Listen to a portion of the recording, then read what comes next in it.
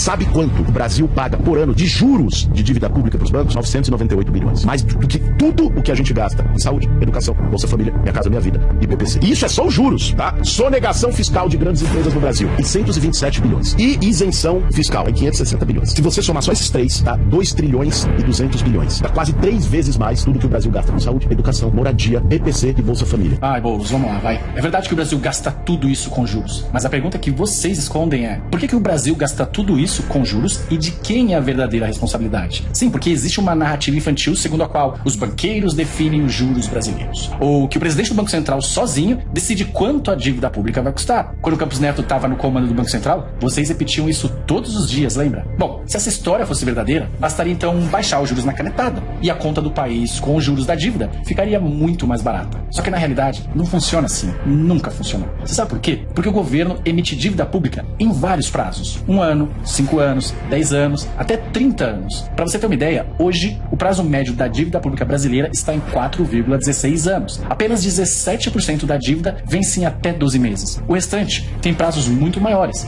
25% dos títulos brasileiros têm vencimento acima de 5 anos. E aqui está o ponto que o seu discurso esconde. A Selic define só os juros de curtíssimo prazo. E o preço do financiamento do Brasil no longo prazo é definido por quem compra esses títulos, ou seja, investidores, seguradoras, brasileiros. 23% da dívida brasileira estão nos fundos de previdência que compram esses títulos para pagar as aposentadorias. 10% estão com estrangeiros. Então, sempre que o governo gasta demais e sinaliza que essa dívida vai crescer, esses credores exigem um retorno maior. Porque caso contrário, eles simplesmente comprariam títulos de países com uma melhor reputação. Afinal, por que aceitar um juro baixo no Brasil se é possível receber algo parecido nos Estados Unidos, por exemplo, com um risco muito menor? É por isso que em períodos de disciplina fiscal, como no governo Temer e Bolsonaro, a taxa média de juros despencou para 5% aproximadamente. E em governos com irresponsabilidade que gastam demais, como Dilma e Lula, essa taxa voltou para 15%. Portanto, quando o governo gasta bilhões em juros, dinheiro que sim, eu concordo, poderia financiar a educação, saúde, combate à pobreza, a culpa é do próprio governo,